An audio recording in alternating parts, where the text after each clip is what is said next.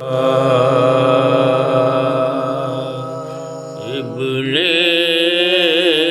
علی جو باغِ رسالت لٹا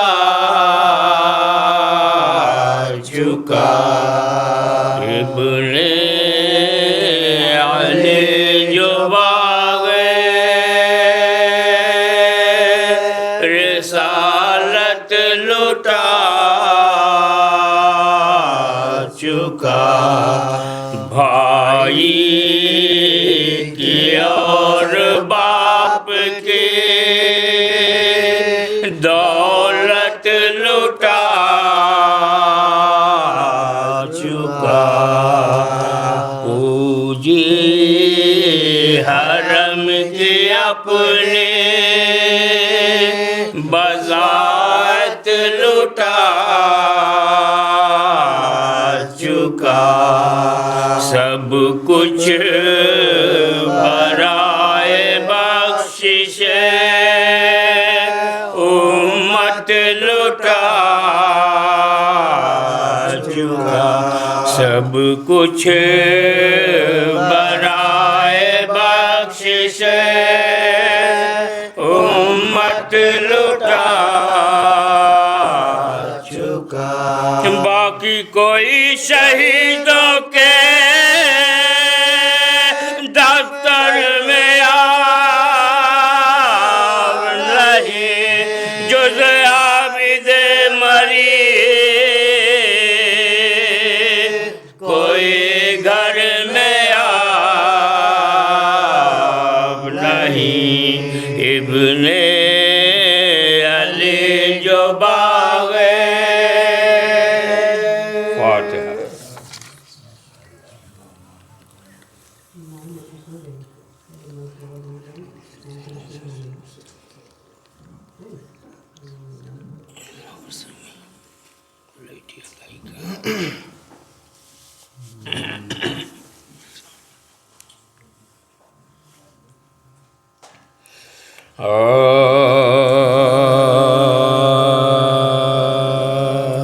یہ پریشان ہوئی مولا کی جماعت،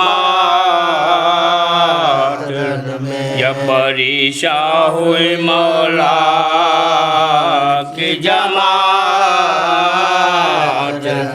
ورنہ ماضی کو پسند آئی اقامات،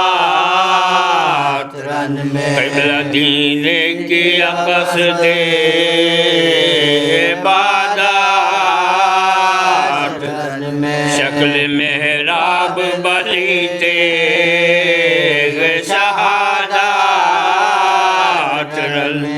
قل ہوا اس کو امام دو جہاں کہتے، قل ہوا اس کو امام دو جہاں کہتے، تیغوں کے سائے میں شبیر رضا کہتے، تیغوں کے سائے میں شبیر رضا کہتے، ساکن عرش بری کرنے لگے نال، شاہ تکبیر یہاں کہہ چکے اللہ،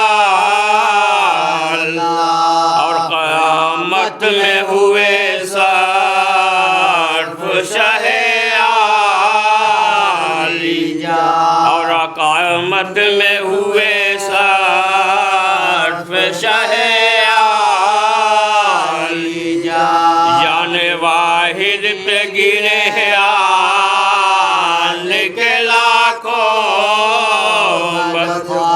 سورہ حمد نبی زادہ پڑھا جاتا، شبر خنجر لیے سینے پہ چڑھا جاتا، شبر خنجر لیے سینے پہ چڑھا جاتا، خنجر ظلم کو چمکا پکارا دشمن بوسہ گاہے نبی کا تم اب یاد بولے شہ جسم تو راضی ہو نہیں جائے حلق پہ حلق نبی ہے یہ بدن ان کا حلق پہ حلق نبی ہے یہ بدن ان کا دیکھو سر ننگے ہر ایک ہو روجنایات کی دیکھو سر ننگے ہر ایک ہو روجنایات ابھی تو ذبح نہ کرنا میری ماں ابھی تو ذبح نہ کرنا میری ماں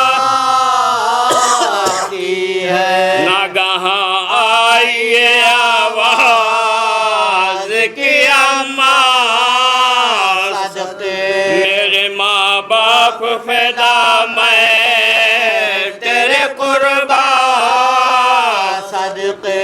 کون کون آج ہوا تو اس پہ میری جان شیر کتنے ہوئے نادان قتل گئے کو ابھی جلا سجو میں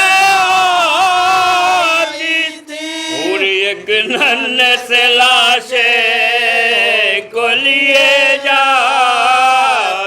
پورے ایک ننھے سے لاشے کو لیے جاتی تھی گفتگو مادر و فرزند میں ہوتی تھی روتی تھی فاطمہ مشتاق شہادت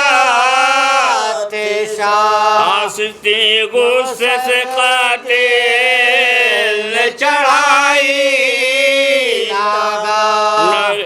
پر جلاد کی شاہ نے حسرات سے نگاہ پر جلاد کی شاہ نے حسرات سے نگاہ شمر نے پوچھا تمہیں عذر کوئی تو نہیں بولے شہ دیکھ لے دو روز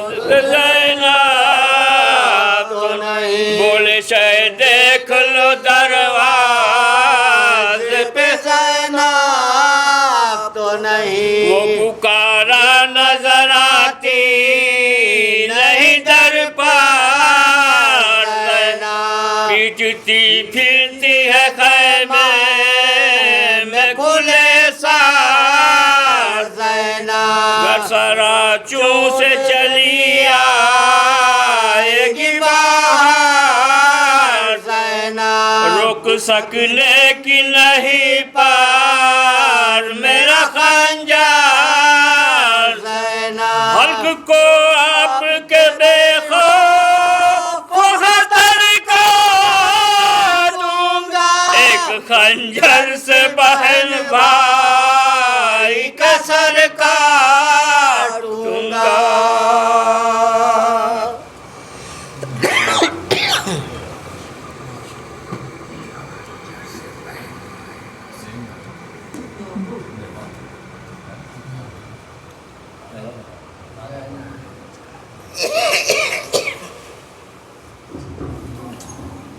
محمد وآل محمد آل ولد صلوات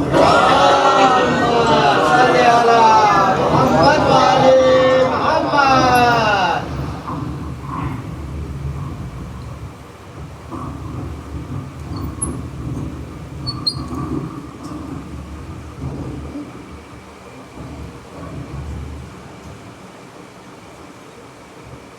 ایک بار مل جل کر بابا جی بہن صلوات سہارا دو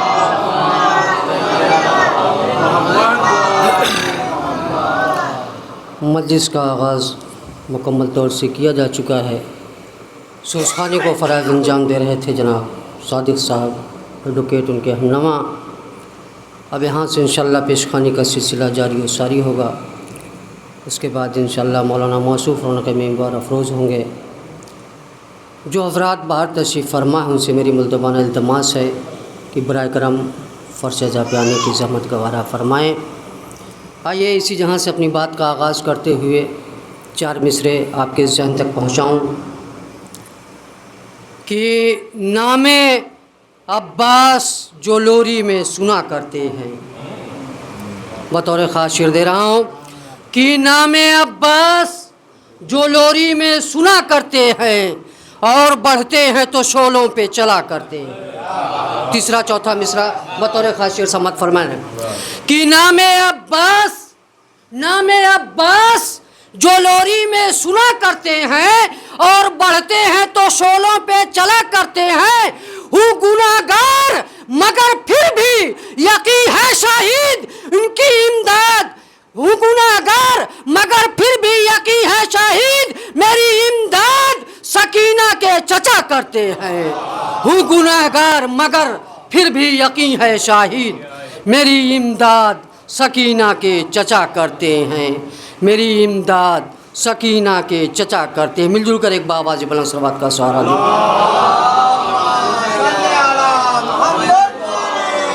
4 مصرے اور سماعت فرما لیں کہ احمد کے نواسے سے جسے پیار نہیں ہے، احمد کے نواسے سے جسے پیار نہیں ہے، احمد کی شفاعت کا وہ حقدار نہیں ہے، احمد کی شفاعت کا وہ حقدار نہیں ہے، جو پاک ہے وہ آئے عزا خانہ شہ میں، فردوس ہے یہ شام کا دربار نہیں ہے، جو پاک ہے وہ آئے عزا خانہ شہ میں، فردوس ہے یہ شام کا دربار نہیں ہے، فردوس ہے یہ شام کا دربار نہیں ہے۔ آئیے انہیں اشعار کے زیر سائے دعوت سخن دے رہا جناب مونس مصطفیٰ آبادی صاحب کو کہ تشریف لائیں، آپ حضرات مل جل کر بآواز بلند صلوات سے ان کا استقبال کریں۔ اللہم صلی علی محمد و آل محمد۔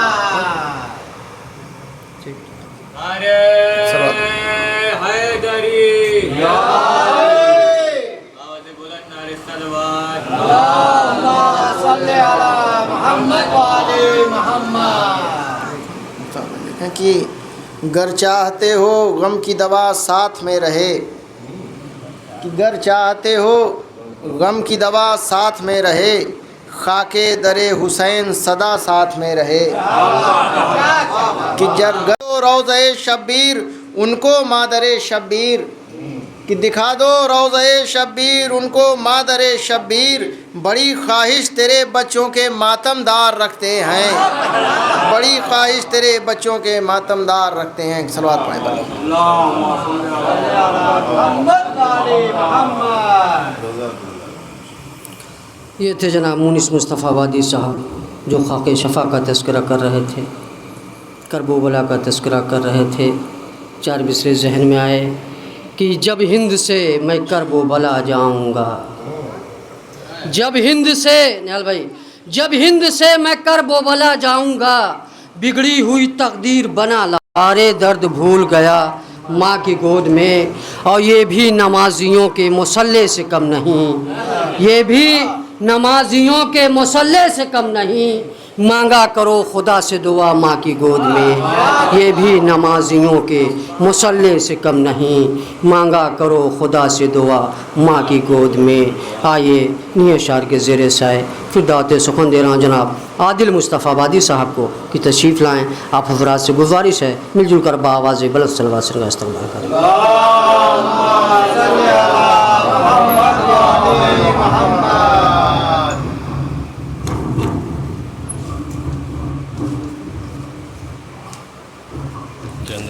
سلام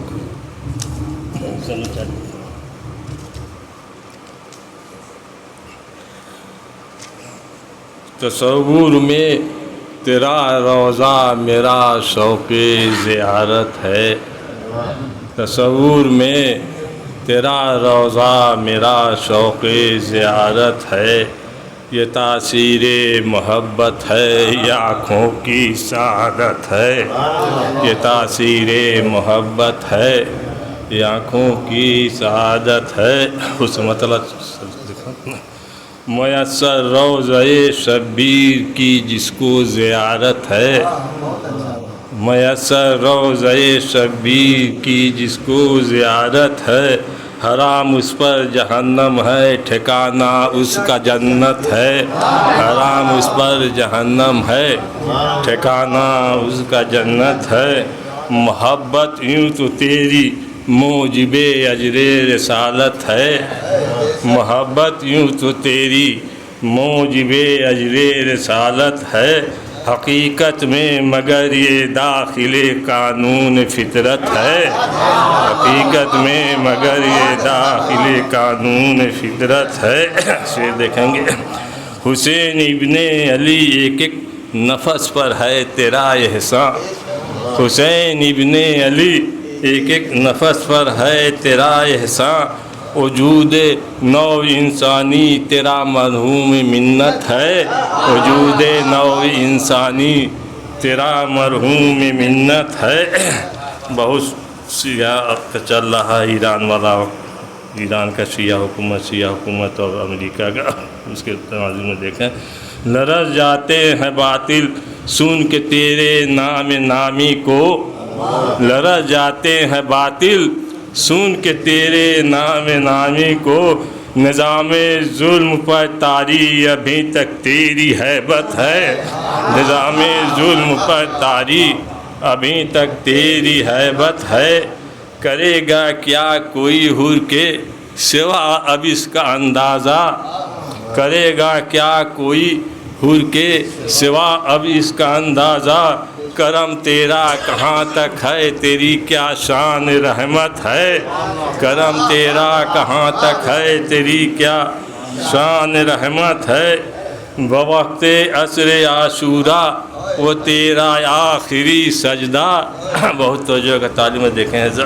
بوقت عصر عاشورہ وہ تیرا آخری سجدہ، قیامت تک کے سجدوں کا امیر روح عبادت ہے، قیامت تک کے سجدوں کا امیر روح عبادت ہے، حیات دائمی دے کر بھی گویا کچھ نہ دے پائی، حیات دائمی دے کر بھی گویا کچھ نہ دے پائی، تیرے سعی عمل کی کس قدر ممنون قدرت ہے، تیرے سعی عمل کی کس قدر ممنون قدرت ہے، نگاہ لطف و حر کی طرح عادل پر بھی مولا، نگاہ لطف و حر کی طرح عادل پر بھی مولا، جبھی خم ہے در اقدس پیوش کے ندامت ہے، جبھی خم ہے در اقدس پیوش کے ندامت ہے۔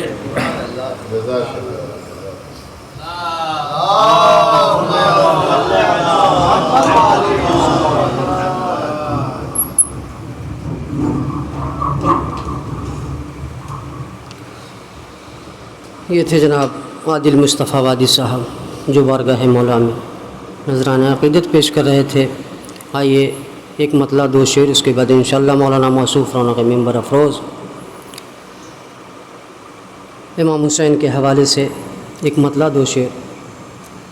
کہ راہ خدا میں دین کے رہبر نکل پڑے، راہ خدا میں دین کے رہبر نکل پڑے، زہرا کے لال سبط پیمبر نکل پڑے۔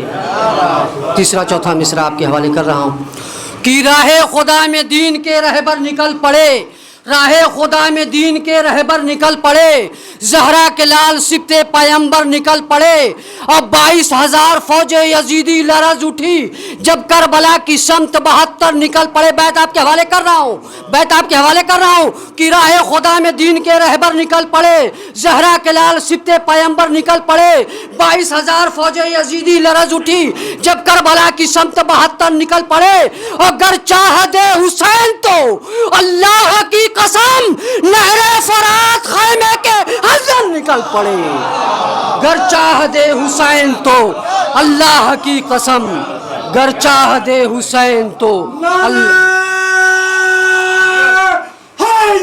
یا علی یا علی محمد وآل محمد وآل من انصروا اللہم صلی علی محمد وآل محمد 22,000 فوج یزیدی لرز اٹھی جب کربلا کی سمت 72 نکل پڑے.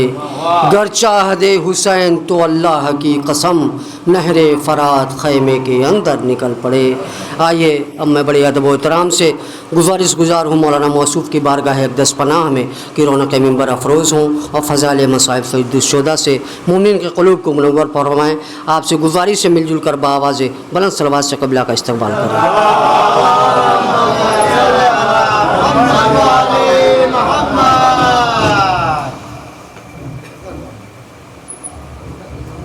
محمد وآل محمد وآل من انصروا اللهم صل على محمد وآل محمد.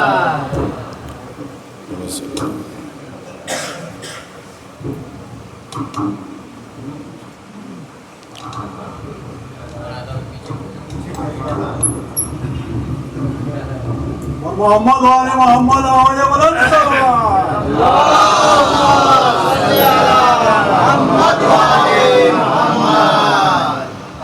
فاتحہ.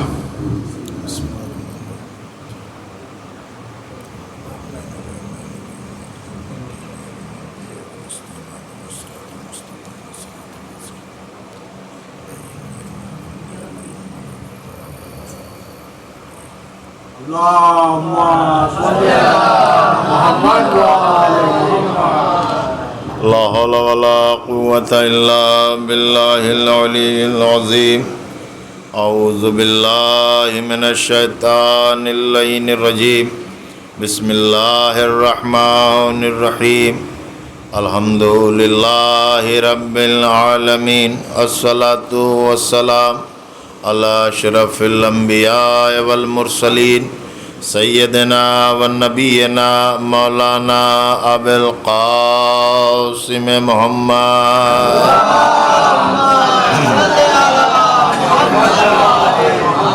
الصلاة والسلام على أهل بيته الطيبين الطاهرين المعصومين المظلومين المنتخبين المنتجبين أذهب الله عنهم الرجس وطهرهم تطهيرا.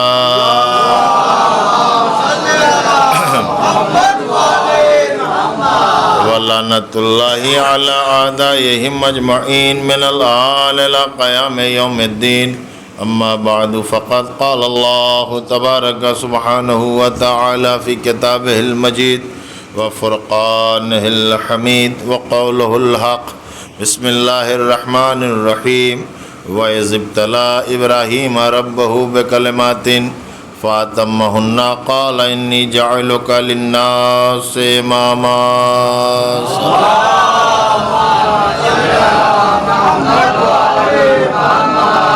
حضرات سے گزارش ہے کہ ایک بار سورہ الحمد اور 3 مرتبہ سورہ توحید کی تلاوت فرما کر ان مرحومین کے ارواح کو اصالہ ثواب فرما دیں جن کے میں نام لے رہا ہوں. محمد حبیب ابن مہدی حسین صاحب، ام لیلہ بنت منور حسین، ذکی الحسن ابن محمد حبیب، عشرت بانو بنت محمد حبیب، محمد یعقوب ابن مہدی حسین، وسیع الحسن ابن محمد یعقوب، مظہر النساء بنت افضل حسین. ان کے ارواح کو اصالہ ثواب فرما دیں. اللہم صلی اللہ علیہ وسلم. الحمد للہ رب العالمین الرحمن الرحیم. صراط الذین انعمت علیہم غیر المغضوب علیہم ولا الضالین. بسم اللہ الرحمن الرحیم. قل اللہ کفر احد. بسم اللہ الرحمن الرحیم. قل اللہ احد اللہ الصمد لم یلد ولم یولد ولم یکن له کفوا احد. قل اللہ احد اللہ الصمد لم یلد ولم یولد ولم یکن له کفوا احد. اللہم صل علی محمد وآل محمد. اللہم صل علی محمد وآل محمد.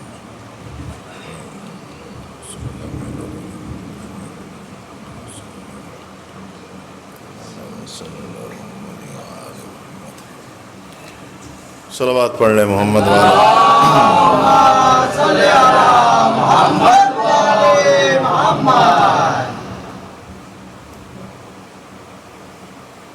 حضرات گرامی مرتبت. میں نے آپ کے حضور میں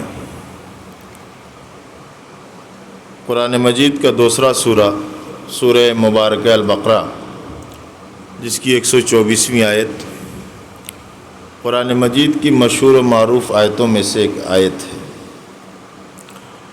پروردگار عالم اس آیت میں امامت کے متعلق ایک کرائٹیریا اور ایک معیار بیان فرما رہا ہے، اور اس انداز سے کہ حبیب آپ اس دور کو یاد فرمائیں کہ جب ہم نے کلمات کے ذریعے ابراہیم کا امتحان لیا اور وہ اس امتحان میں کامیاب ہوئے تو اللہ نے ان کو لوگوں کا امام بنایا۔ یہ آیت ہے جس کا ترجمہ میں نے آپ کی خدمت میں پیش کیا۔ اتنا تو سمجھ میں آ ہی جانا چاہیے کہ اللہ عہدہ امامت نبی کو بھی بغیر امتحان کے نہیں دیتا۔ اس میں کوئی گہرائی یا کوئی بہت بڑا فلسفہ نہیں، یہ سامنے کی بات ہے کہ اللہ امامت کے منصب کو خلیل کو بھی اگر دیتا ہے تو امتحان کے بعد دیتا ہے۔ اب سمجھنا آپ کا کام ہے، میں تو جملہ عرض کر رہا ہوں۔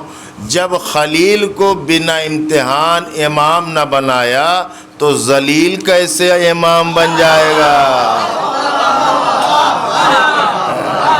ارے صلوات پڑھ لیں محمد والے میں۔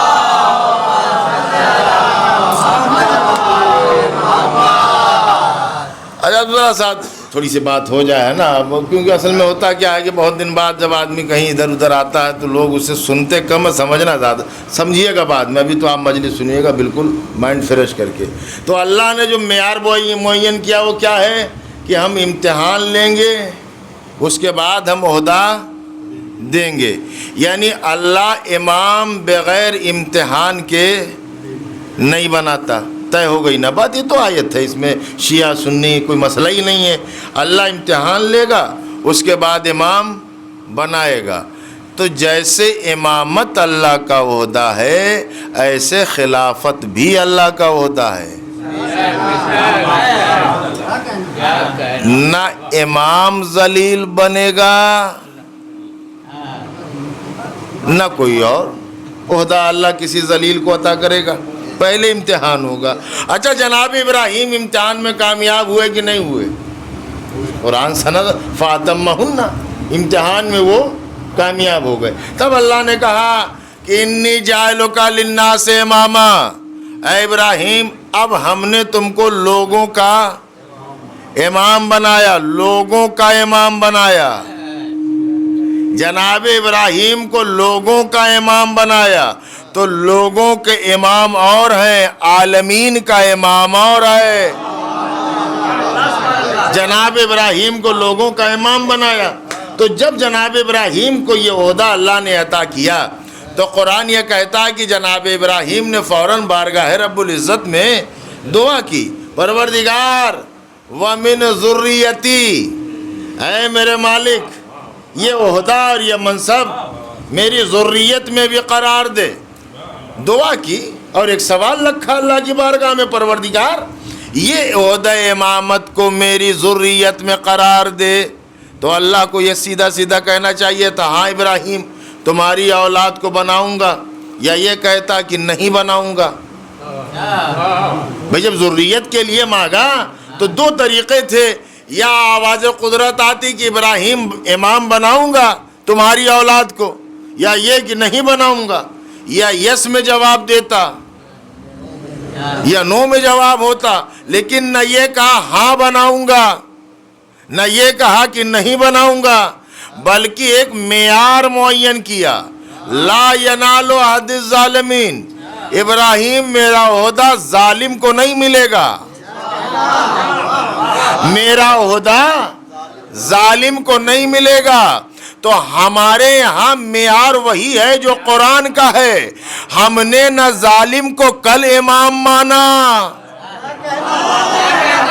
نہ آج ہم ظالم کو امام مانیں گے، اس لیے کہ قرآن نے کہا کہ عہدہ امامت ظالم کو نہیں ملے گا۔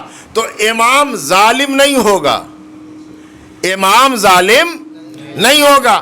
چلیے اب میں آپ کی خدمت میں امامت کا وہ معیار جو قرآن نے معین کیا ہے اس کی 2-3 باتیں آپ کی خدمت میں عرض کروں گا، اور وہ یہ کہ امام اللہ بنائے گا، یہ طے ہے، امام اللہ بنائے گا، اور اللہ جب امام بنائے گا تو امتحان لے لے گا، تب بنائے گا۔ جناب ابراہیم کا امتحان لیا، مال کے ذریعے، جان کے ذریعے، اولاد کے ذریعے۔ ذرا بیدار رہیے گا، جملہ کہہ کے گزر جاؤں گا۔ مال کا امتحان کامیاب، جان کا امتحان کامیاب، اولاد کے ذریعے امتحان لیا، بیٹے کے ذریعے، بیٹا دے کے ابراہیم امام بنے ہیں۔ امام بیٹا دے کے بنا جاتا ہے، بیٹی دے کے نہیں۔ توجہ کر رہے ہیں؟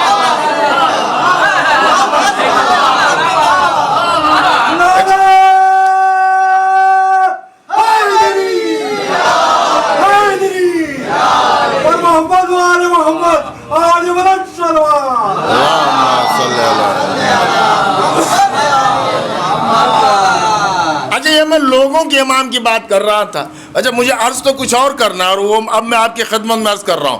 تو اللہ جب امام بنائے گا تو امتحان کے بعد بنائے گا، طے ہے۔ اچھا جب اللہ امام بنائے گا تو ظالم کو نہیں بنائے گا، تو جیسے اللہ ظالم کو امام نہیں بنائے گا ویسے اللہ جاہل کو امام نہیں بنائے گا۔ اللہ جاہل کو امام نہیں بنائے گا، جاہل کو امام نہیں بنائے گا۔ اور ہم وہ خوش نصیب ہیں جو کسی بھی مجمع میں کہہ سکتے ہیں کہ اسلام کی تاریخ میں ایسے عالم کسی کے پاس نہیں ہیں جیسے ہمارے پاس ہیں۔ دیکھ بزرگ میرے بیٹھے ہیں، اور میں چاہتا یہ ہوں کہ آپ سب اس میں میری تائید کریں۔ میں چیلنج کر رہا ہوں عالم اسلام کے ہر فرقے سے کہ کسی فرقے کے پاس ایسے امام نہیں ہیں جیسے امام اللہ نے ہمیں دیے۔ اور اس کی ایک چھوٹی سی بات آپ کی خدمت میں عرض کروں کہ میں چیلنج کرتا ہوں کہ ہمارے امام ہیں 12، امام ہیں 12۔ ہمارے مرجع سے پوچھئے تب بھی 12 بتائے گا، ہمارے کسی عزادار سے پوچھئے تب بھی 12 بتائے گا، ہمارے کسی بچے سے پوچھئے، ہم 12 پہ مطمئن ہیں، ہمیں 12 پہ کوئی شرمندگی نہیں ہے، ہمیں کوئی ندامت نہیں ہے، اور ہم 12 کے 12 کا نام کسی بھی چوراہے پر لے سکتے ہیں۔ کاش کہ آپ سمجھے میں کہہ کیا رہا ہوں۔ ہمیں کوئی ندامت اور شرمندگی نہیں ہے، اس لیے کہ ہم جنہیں امام مانتے ہیں وہ جاہل نہیں ہیں، وہ جاہل نہیں ہے۔ اب تاریخ کے سینے سے فقرہ اپنے بزرگوں کی خدمت میں عرض کر رہا ہوں، ہم انہیں امام مانتے ہیں، ہم انہیں امام مانتے ہیں جن کا علمی معیار اتنا بلند ہے، اتنا بلند ہے کہ اگر کوئی 2 سال شاگردی کر لے تو امام اعظم بن جائے۔ ایک صلوات پڑھ لیں محمد والے محمد پر۔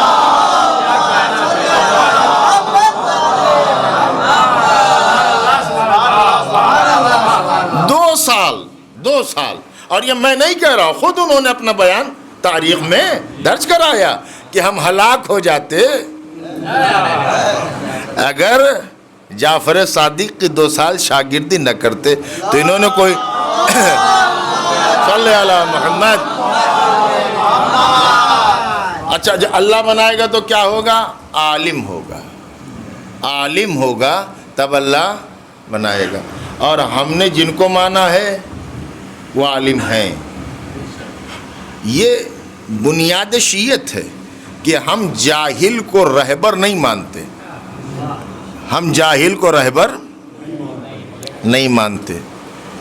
دنیا ہم سے اسی لیے اور بھی ناراض ہے کہ ہم نے جاہل کو عالم نہیں کہا۔ اچھا سب میں کہوں تو کوئی فائدہ نہیں ہے، آپ آگے آگے سمجھیں. اس لیے بھی ناراض ہیں کہ ہم نے جاہل کو عالم نہیں کہا. اس لیے بھی ناراض ہیں کہ ہم نے لعنت اللہ کو رضی اللہ نہیں کہا. اس لیے ناراض ہیں، ہے نا. اچھا اور آسان کر دوں، کچھ اس لیے بھی ناراض ہے کہ ہم نے گدھوں کو گھوڑا نہیں کہا. بھائی ذرا سمجھیے آپ، یہ ہم ہوائی بات نہیں کر رہے ہیں. ہم وہی ایکسیپٹ کریں گے جو قرآن میں ہوگا، ہم وہی تسلیم کریں گے جو قرآن نے معین کیا ہے. مجھے بتائیے کیا اللہ نے کبھی کسی جاہل کو کوئی عہدہ دیا؟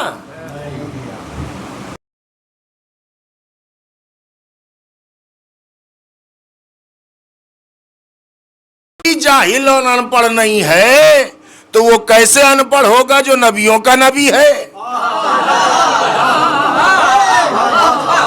جو رسولوں کا رسول ہے؟ تو اس کے لیے کہا کہ صاحب وہ پڑھے لکھے نہیں تھے، وہ پڑھے لکھے نہیں تھے. یعنی جو دنیا کو پڑھانے آیا. ایک صلوات پڑھ لیں محمد.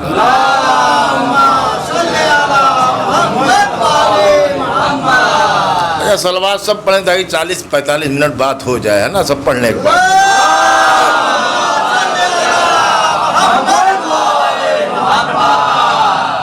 کہا صاحب اس لیے کہ وہ پڑھے لکھے نہیں تھے، پڑھے لکھے نہیں تھے. اچھا اب بہت میں نے غور کیا کہ کبھی یہ نہیں کہتے کہ جناب آدم پڑھے لکھے نہیں تھے، جناب نوح پڑھے لکھے نہیں تھے، جناب ابراہیم پڑھے لکھے نہیں تھے، جناب موسیٰ پڑھے لکھے نہیں تھے، جناب عیسیٰ پڑھے لکھے نہیں تھے. کسی نبی کے علم پر کوئی ڈیبیٹ نہیں، کوئی بحث نہیں.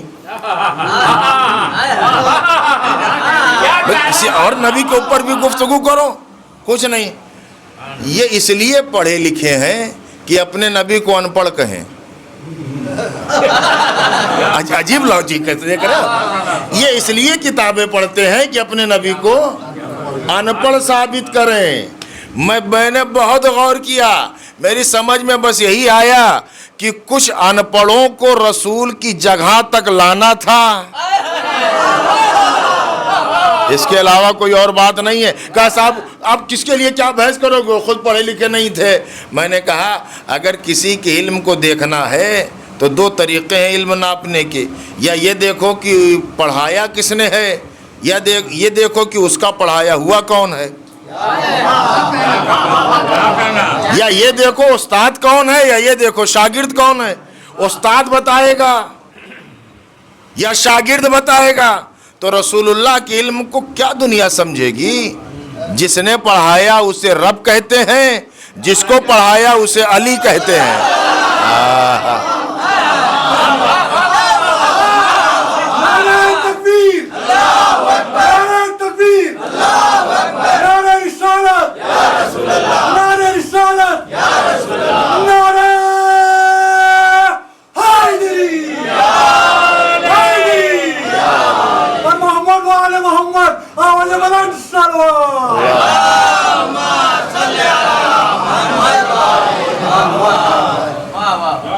شاگرد کے علم کے مقابلے پر کوئی ہو تو لے آؤ. اچھا اب چلیے تھوڑا سا میں اور آسان کر دوں، ذرا سا غور کریے گا. اللہ نے کسی نبی کو ان پڑھ نہیں رکھا، کسی کو جاہل. اللہ علم پہلے دیتا ہے، عہدہ بعد میں دیتا ہے، اور علم ہی کی بنیاد پر اللہ منصب عطا کرتا ہے. اچھا میں تو کہہ رہا ہوں مولا علی کی بات، اور آگے بڑھ کے کہتا ہوں امام کتنے ہیں؟ بولیے 12 ہے نا. اگر آپ کو نیند میں سے بھی اٹھا کے پوچھا جائے تب بھی آپ کیا بتائیں گے؟ 12. نہ 13 نہ 11، 12. ٹھیک ہے. اور آج میں آپ کی خدمت میں عرض کر رہا ہوں کہ ابھی تو ہم نے مولا علی کے علم کی کچھ باتیں بتائیں تو دنیا اسے ہضم نہیں کر پا رہی ہے. ابھی تو ہم دوسرے تک بھی نہیں آئے.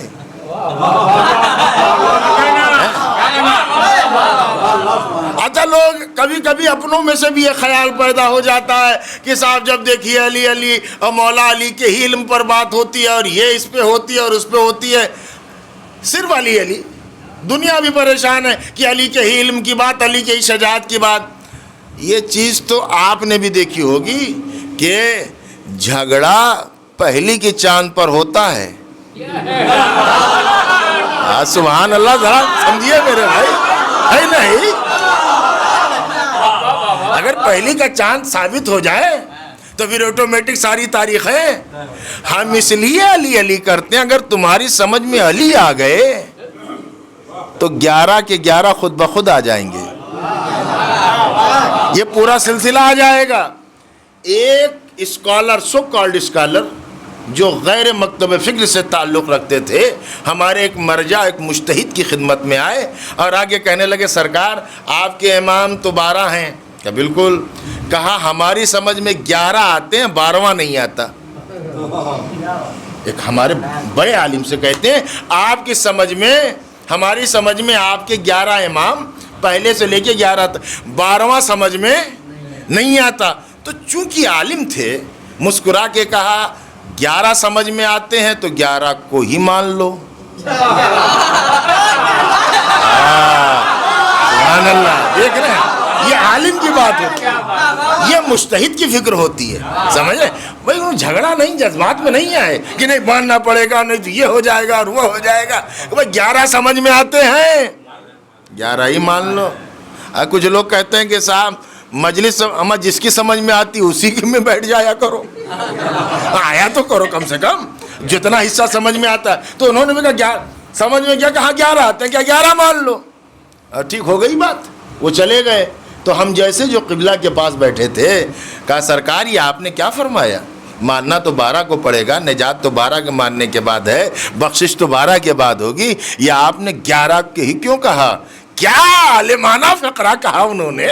مسکرا کے کہا جس دن یہ 11 کو مان لے گا 12واں خود بخود سمجھ میں آ جائے گا.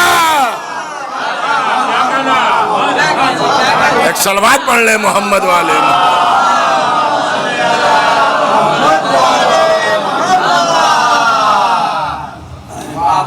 سلسلہ وہی ہے, سلسلہ وہی ہے. اچھا, اب جو بات میں کر رہا ہوں, امام عالم ہوگا, امام. اچھا ایک بات اور یاد رکھیے گا, دیکھیے جب ہم عالم کہتے ہیں تو ذہن میں آتا بھئی عالم اور عالم سب برابر, وہ بھی عالم اور وہ بھی عالم اور وہ بھی عالم. دیکھیے ہمارا جو علم ہے وہ تدریجی ہے, اسٹیپ بائی اسٹیپ ہے, قدم بقدم ہے. آج کوئی آپ کو جو پڑھا لکھا نظر آئے وہ 20 سال پہلے 30 سال پہلے ایسا پڑھا لکھا نہیں ہوگا. سمجھیں آپ, پہلی کلاس, دوسری کلاس, 5ویں 10ویں, سمجھیں یہ ہے نا. اسی طریقے سے ذہن ہے, بچپنے کا ذہن اور ہے, جوانی کا ذہن ہے نا. ایج بڑھی تو ذہن میں پختگی آئی, سوچنے سمجھنے کی صلاحیت بڑھ گئی, یہ ہوتا, علم بڑھا. یہ ہے عوام کا معاملہ.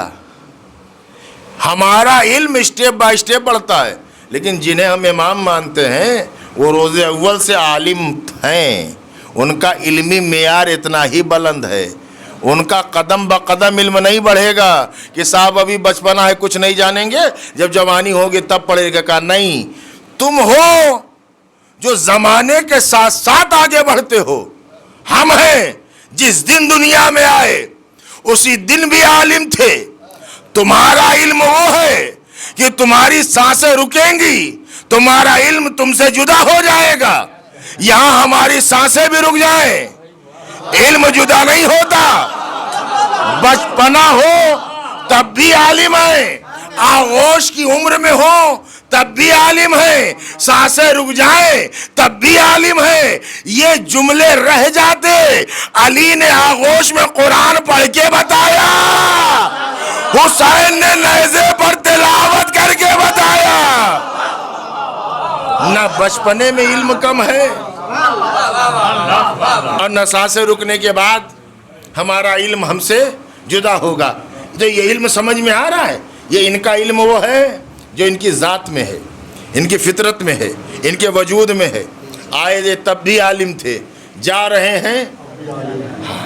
دوسری بات, اب اس سے بڑی بات کہہ رہا ہوں تو بس، اور اسی بات پہ میرا وقت بھی ہو جائے گا اور آپ کی کیفیت بھی میں ملاحظہ کر رہا ہوں، سمجھ رہے ہیں آپ؟ ہاں، اتنا تجربہ تو ہو ہی جاتا ہے نا کہ چہرہ دیکھ کر منٹ آگے بڑھنا چاہیے، اور وہ ہمیں بخوبی ہے، آپ اس سے مطمئن رہیں۔ لیکن چونکہ کچھ باتیں تو آپ کی خدمت میں عرض کرنی ہے۔ تو پہلی بات یہ ہے شرط اول کہ امام عالم ہوگا، اور جب اللہ بنائے گا تو عالم ہوگا۔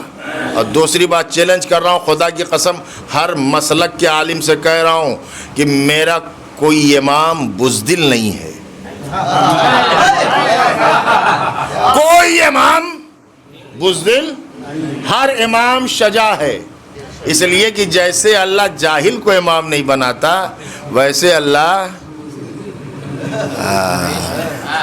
اب اس پہ تو آپ ہاں ہوں کریں نہ کریں، جتنا بھی سمجھیں آپ، میں سمجھاؤں گا آپ کو۔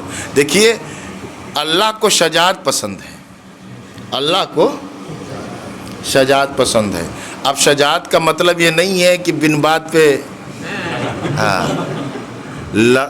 لڑائی اور ہے شجاعت۔ اچھا، فرق تو میں بتا نہیں پاؤں گا بہت تفصیل سے، بس ایک جملہ کہہ رہا ہوں۔ معصوم سے پوچھا گیا، مولا کیسے پتہ کریں کہ شجاعت کس کے پاس کتنی ہے؟ اب یہ اسے غور سے سنیے گا اور یہ میسج لے کے اٹھیے گا فرش شہزاد سے۔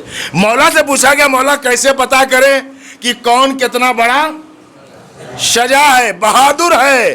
مولا نے فرمایا، جس کے پاس جتنی غیرت ہے وہ اتنا بڑا بہادر ہے۔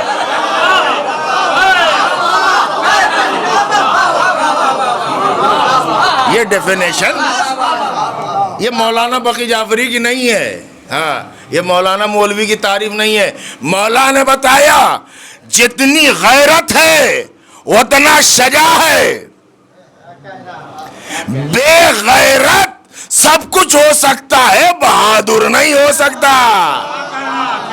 شجاع نہیں ہو سکتا۔ شجاعت کا تعلق غیرت سے ہے۔ تو ہر امام شجاع ہے، ہر امام ہمارا جیسے عالم ہے ویسے شجاع بھی ہے۔ اب دنیا یہ کہتی کہ صاحب آپ کے امام 12 ہیں، لیکن 3 ہی امام نے تو تلوار چلائی، پہلے نے، دوسرے نے اور تیسرے نے۔ تیسرے کے بعد تو تلوار کسی امام نے چلا ہی نہیں، تو ہمیں کیا پتا کہ آپ کے سارے امام شجاع ہیں؟ میں نے کہا یہ آپ کی بات ہی غلط ہے کہ شجاعت کا تعلق صرف تلوار سے ہے۔ شجاعت کا تعلق صرف تلوار سے نہیں ہے۔ رسول اللہ نے فرمایا وہ بھی شجاع ہے جو ظالم حاکم کے سامنے حق بات کہہ دے۔ ہم اور آپ تو چھوٹے سے ظالم کے سامنے حق بات نہیں کہہ پاتے۔ شجاعت، ہر امام شجاع۔ اب میں صرف اشارہ کروں گا، اور وہ یہ کہ شجاعت علی، بدر، احد، خیبر، خندق تلوار کے ذریعے، شجاعت حسن جمل و صفین میں، شجاعت آقا حسین کربلا کے میدان میں۔ تو جیسے یہ شجاعت ان میدان میں ہے، ویسے ہی شجاعت سید سجاد دربار یزید میں ہے۔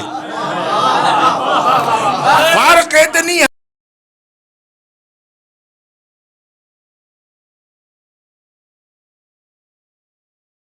کیا شجاعت تھی؟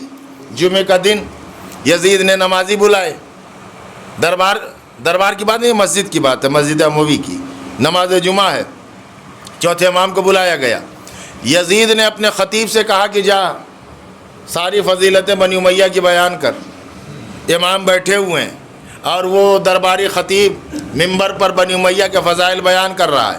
جب کر چکا تو مولا سجاد اسیر ہیں، قیدی ہیں، درباری خطیب کو دیکھا اور دیکھ کر کہا ویلک ایھا الخطیب، اے خطیب تجھ پر خدا کی لعنت، اے خطیب تجھ پر خدا کی۔ کنڈیشن آپ کی سمجھ میں آ گئی؟ قیدی ہیں، مسجد ہے، یزید بیٹھا ہے، یزید کے درباری ہیں، یزید کے لوگ ہیں، لعنت میرا مولا کر رہا ہے۔ اپنے ماحول میں لعنت بھیجنا اور بات ہے، اپنے ماحول میں لعنت بھیجنا اور بات ہے۔ اور وہاں کا ایھا الخاطب ہے خطیب تجھ پر خدا کی لقد اشتریت مرضات المخلوق بسخط الخالق، تجھ پر خدا کی لعنت اس لیے کہ تو نے یزید کو خوش کرنے کے لیے اللہ کو ناراض کیا۔ اب وہ جو سارا مجمع تھا نا وہ آپس میں کہنے لگا یہ قیدی کون ہے، یہ تو ڈر نہیں رہا ہے، یہ تو گھبرا نہیں رہا ہے، ارے کتنا بہادر ہے، کتنا شجاع ہے، یزید کے سامنے یزید کے خطیب پہ لعنت کر رہا ہے، اسے کہتے ہیں شجاعت، اسے کہتے ہیں بہادری۔ بیٹھے ہیں قیدی ہیں لیکن یزید کے خطیب پر لعنت کر کے بتا رہے ہیں کہ ہم وہ ہیں جو ماحول دیکھ کر لہجہ نہیں بدلتے۔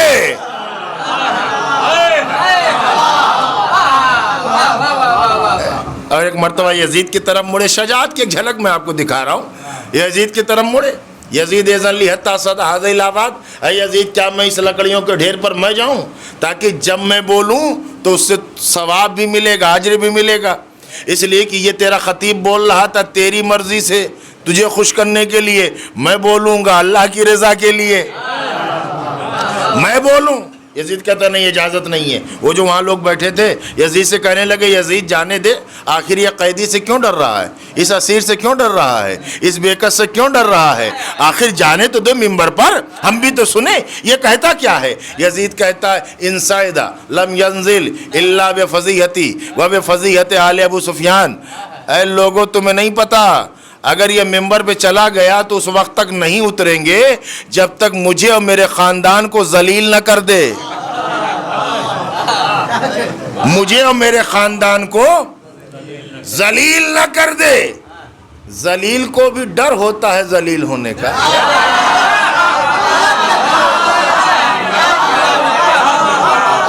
ایک صلوات پڑھ لیں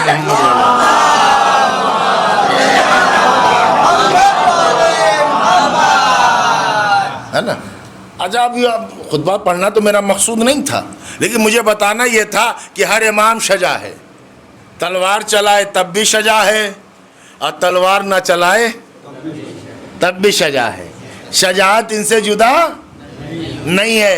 اچھا ابھی اب کیونکہ اب ظاہر یہ ہے کہ یہ اعظم گڑھ کی سرزمین ہے نا، تو اب آپ ہی کے ضلع کے تو شاعر ہیں اور دو بند ان کے ہیں، اور وہ میں اس لیے بیان کر رہا ہوں کہ تاکہ یہ تسلسل مل جائے کہ ہر امام شجاع ہے۔ کہتے ہیں کہ صاحب تلوار اب آپ گھبرائیے نہیں، ذوالفقار بھی آئے گی اور صاحب ذوالفقار بھی آئے گا، ذوالفقار بھی آئے گی اور صاحب ذوالفقار بھی آئے گا۔ اچھا جب آئے گا تو پھر چلے گی بھی، اور چلے گی وہ۔ اور یہ بات یاد رکھیے گا، اور امام نے جب تلوار چلائی ہے تو روک لی، نہ جانے آپ کس خیال میں بیٹھے۔ مولا علی نے جب تلوار چلائی تو روکی، امام حسن نے تلوار چلائی، امام حسین نے بھی جب تلوار کربلا میں جب چلائی تب بھی بعض موقع پہ تلوار روک لی۔ روکنے کا مطلب سمجھنا آپ کہ سامنے دشمن آ گیا چھوڑ دیا ہے۔ مولا کیوں چھوڑا؟ کہا 70ویں نسل میں مومن آئے گا۔ نہیں آپ کی خاموشی مجھ سے دیکھی نہیں جا رہی صاحب، سنیے آپ، ایک ویلڈ اور پکا دشمن مولا کے سامنے آ گیا، پکا دشمن واجب القتل، مولا نے تلوار نہیں قتل کیا۔ کہا کیوں؟ کہا کہ 70 نمبر پر اس کی نسل میں جو آئے گا وہ میرا ہوگا۔ اور آسان کروں، ایک مومن 69 کافر کو بچا سکتا ہے۔ سبحان اللہ بھائی، اب تو سمجھ جائیے، ایک مومن میں اتنی طاقت ہے کہ وہ 69 کافر کو بچا لے تو امیر المومنین میں کتنی طاقت ہوگی۔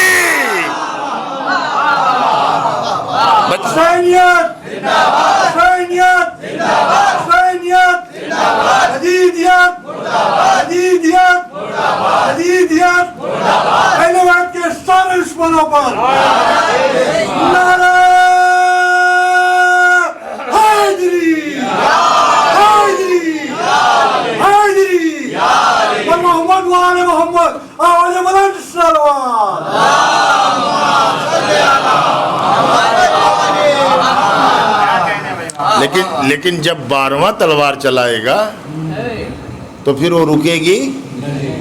اس لیے کہ امام فرماتے ہیں کہ وہ تلوار چلائیں گے ہی جب سارے مومن اسلاب کفار و مشرکین سے آ جائیں گے. سمجھ رہے ہیں آپ؟ یعنی جو بچیں گے مقابلے پہ آئیں گے بالکل ویلڈ ہوں گے, ان کی نسل میں کوئی آنے والا مومن.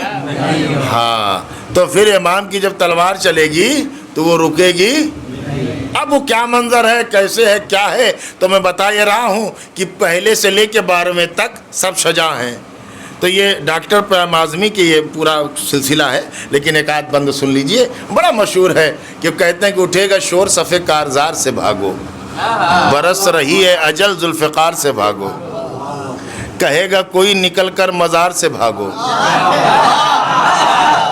صدا کسی کی نبی کے دیار سے بھاگو. اب یہ بھاگے گا کون, آپ خود سمجھیں, بھاگے گا کون؟ تو کہتے اٹھے گا شور صفے کا. اچھا نام کسی کا نہیں لیا, آپ سمجھ رہے ہیں, ایک کمال یہی تو ہے نا. اٹھے گا شور صفے کارزار سے بھاگو, برس رہی ہے اجل ذوالفقار سے بھاگو, اور کہے گا کوئی نکل کر مزار سے بھاگو, صدا کسی کی نبی کے دیار سے بھاگو.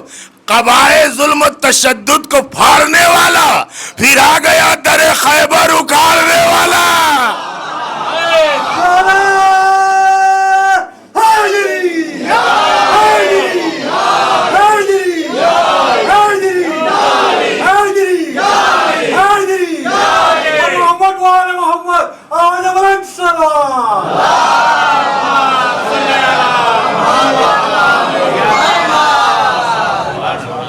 ایک ہی بند کافی ہے نا, انہیں کہیں گے مولانا شعری پڑھ رہے, پڑھتا بہت کم ہوں, لیکن چونکہ ابھی سلسلہ سا آ گیا, اب ذرا سا آپ متوجہ رہیے. تو یہ پہلے بھی شجاع ہے اور 12واں بھی, یعنی ہر امام شجاع. اچھا اب میں آپ کی خدمت میں کیونکہ اختتام کی طرف بڑھ رہا ہوں تو یہ کہہ کر امام کی شجاعت تو جانے دیجئے, وہ تو حجت خدا ہیں, وہ تو معصوم ہیں, وہ تو امام, وہ تو ہوں گے شجاع. امام کی شجاعت کوئی کیا بیان کر سکتا ہے اور کوئی کیا سن سکتا ہے؟ امام کی شجاعت کے سامنے کون ٹکے گا؟ ممکن ہی نہیں ہے. بلکہ میں تو یہ کہتا ہوں کہ امام کا اگر کوئی غلام ہو جائے,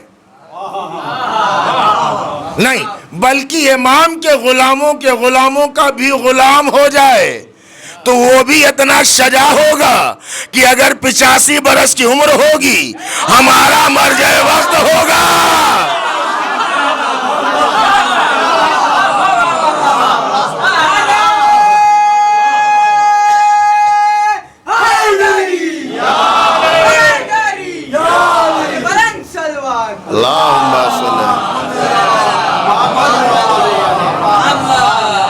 یہ تو دنیا نے دیکھ لیا نا, یہ تو کوئی ایسی بات نہیں ہے کہ صاحب تمہاری کتاب میں لکھا ہے اور ہماری کتاب میں نہیں لکھا ہے نا.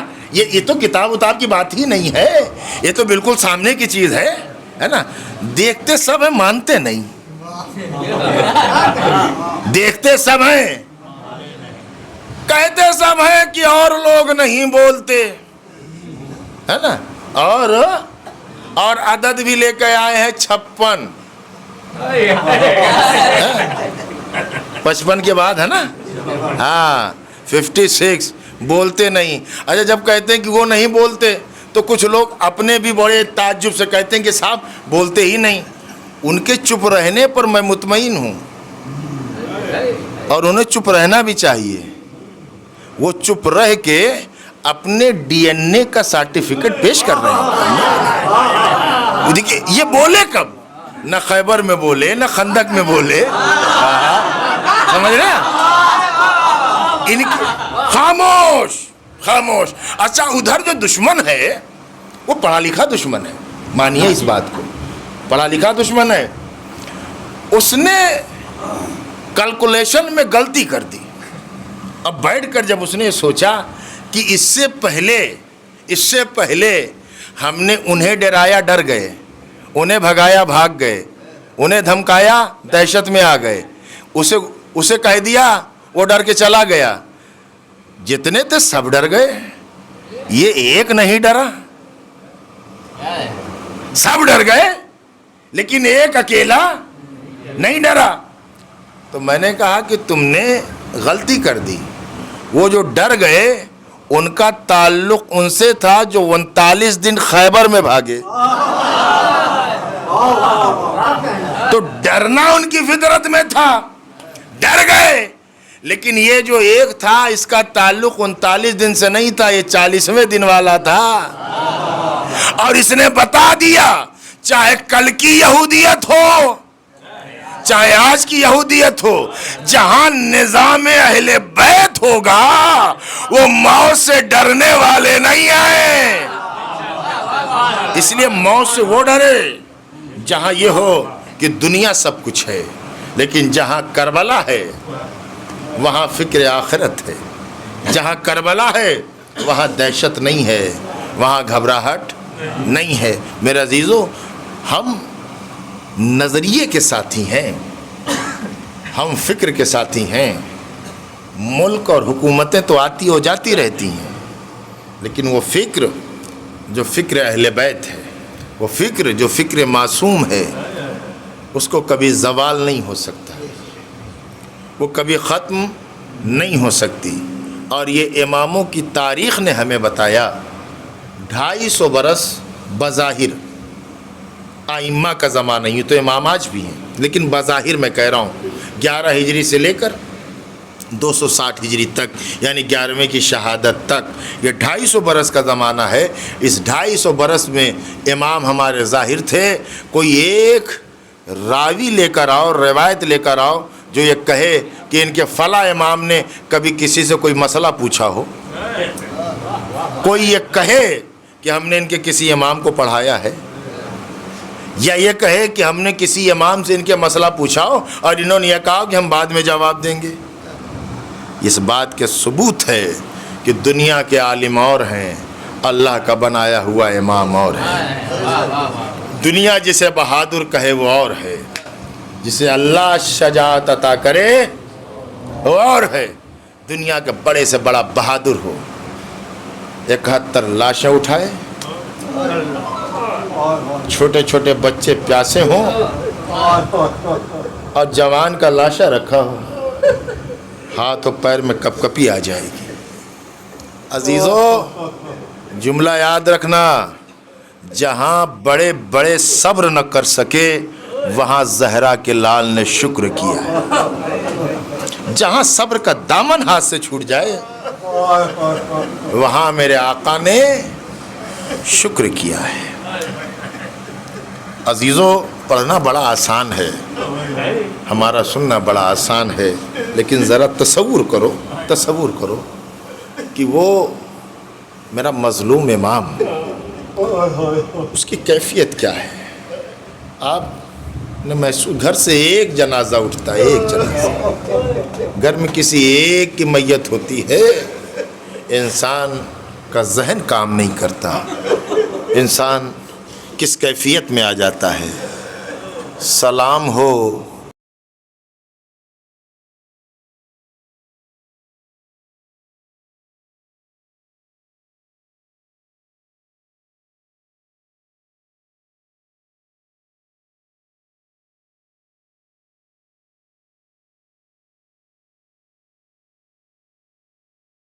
कर। लेकिन अजीज़ों, चंद लाशें ऐसी भी हैं जहां मौला ने बैठकर कुछ और जुमले भी कहे। लाशे अली अकबर पर हाथ रख के कहा, ऐ मेरे लाल, तू तो मेरी आंखों का नूर था। ऐ कासिम, तुम अपने चचा को छोड़ के चले गए। अजीज़ों, मुझे वाक़े करबला में एक कैफियत महसूस ये होती है कि जब मौला लाशों पे लाशें ला रहे थे तो लाशें लेके खैमे में चले आए। कभी बच्चों को आवाज़ दी, बच्चों आओ, ज़ईफ़ बाप से जवान का लाशा नहीं उठता, लेकिन ले आए, खैमे में ला के लाशों को रखा। जवान का लाशा लाए, खैमे में रखा, लेकिन एक लाशा ऐसा है, वो जवान का लाशा नहीं है, वो 6 महीने के बच्चे का लाशा है।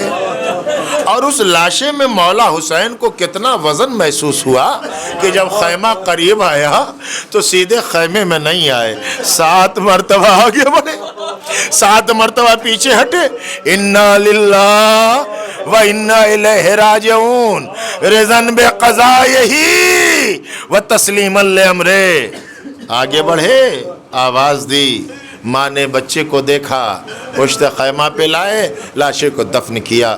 ہاں عزیزو، تنہا میرا مظلوم امام کربلا میں کھڑا ہے، نہ عباس، نہ علی اکبر، نہ اون محمد۔ ایک مرتبہ خیمے میں آئے، بیویوں کو سلام کیا، اور جب بیویوں سے رخصت ہونے لگے تو سید سجاد کے خیمے میں آئے، سید سجاد کے حوالے اسرار امامت کیا، اور ایک مرتبہ خیمے سے جب نکلنے لگے تو جناب فضہ در خیمہ پہ کھڑی تھیں۔ اے اماں فضہ، کیوں رو رہی ہو؟ ابھی تو حسین زندہ ہے۔ کہا آقا کاش کہ میرا کوئی بیٹا کربلا میں ہوتا، آپ کی مظلومیت پہ قربان کر دیتی۔ مولا حسین نے کہا اماں فضہ، کس نے کہا آپ کا کوئی بیٹا نہیں ہے؟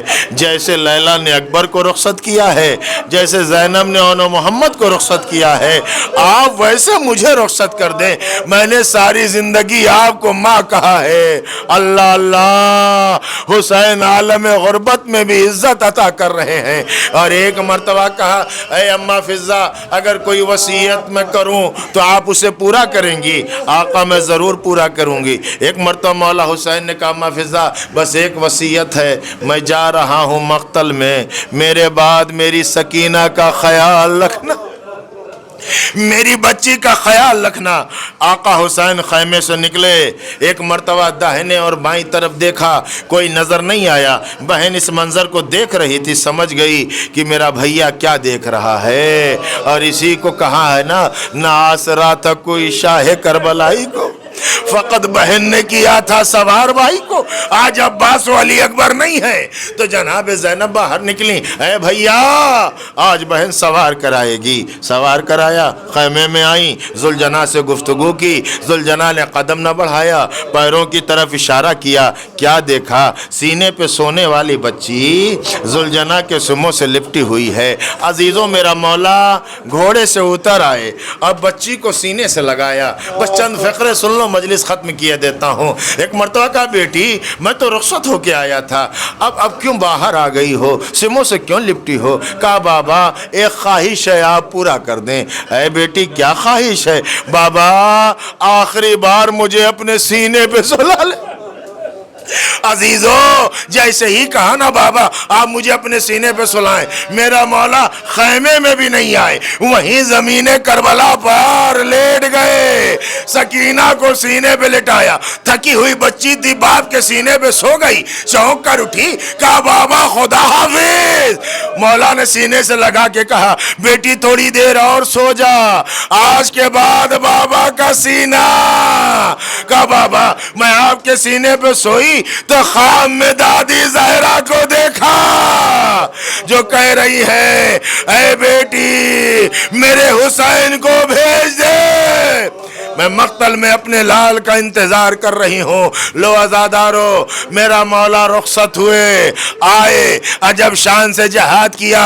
بس دو چند مصرے ہیں میر انیس علی اللہ مقامہ کے، اسی پہ مجلس کو ختم کیے دیتا ہوں۔ وہ کہتے ہیں جب حاطف کی ندا آئی اے نفس مطمئنہ واپس آ جا، زہرا کے لال نے تلوار کو نیام میں رکھا، بھاگی ہوئی فوجیں قریب آ گئیں۔ جب دشمن قریب آئے تو کہتے ہیں کہ زہرا کا لال نرغے آدھا میں اکیلا تھا، کہتے ہیں چلتے تھے 4 سمت سے بھالے حسین پر، ٹوٹے ہوئے تھے برچیوں والے حسین پر، قاتل تھے خنجروں کو نکالے حسین پر، یہ دکھ نبی کی گود کے پالے حسین پر، گرتے تھے اور سنبھالنے والا کوئی نہ تھا، تیرے ستم نکالنے والا کوئی نہ تھا، گر کر کبھی اٹھے کبھی رکھا زمین پہ سر، کروٹ کبھی طلب کر ادھر لی کبھی ادھر، حسرت سے کی خیام کی جانب کبھی نظر، گر کر اٹھے تو زخموں سے برچی کے پھل گرے، کچھ اور تیر گڑ گئے جب منہ کے پھل گرے، ہائے زہرا کا لال نرغے آدھا وسیعلم اللہ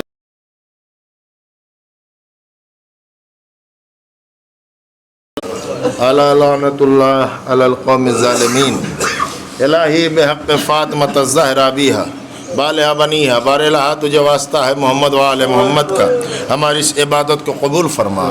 معبود اس مجلس کا ذکر کا ثواب مرحومین جن کے سال ثواب کی مجلس منعقد پروردگار ان کے نام اعمال میں درج فرما، مرحومین کی مغفرت فرما، ان کے درجات کو بلند فرما، جمیع مومنین و مومنات کی مغفرت فرما، ہم سب کے گناہوں کو معاف فرما۔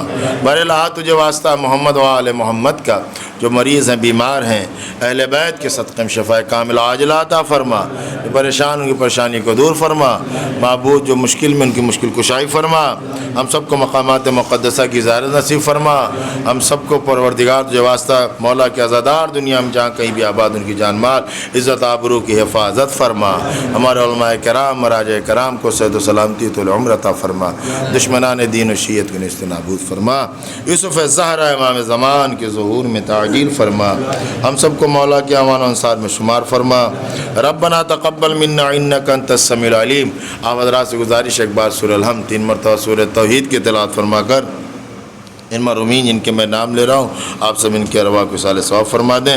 محمد حبیب ابن مہدی حسین صاحب، ام لیلہ بنت منور حسین، ذکی الحسن ابن محمد حبیب، عشرت بانو بنت محمد حبیب، محمد یعقوب ابن مہدی حسین، وسیع الحسن ابن محمد یعقوب، مظہر النساء بنت افضل حسین اور جمیع مومن مومنات ان سب کے ارواح کو اصال ثواب فرما دیں۔ اللہم صلی علی محمد وعلی محمد، اللہم صلی علی محمد وعلی محمد۔ الحمدللہ رب العالمین الرحمن الرحیم مالک یوم الدین ایاک نعبد و ایاک نستعین اہدنا الصراط المستقیم صراط الذین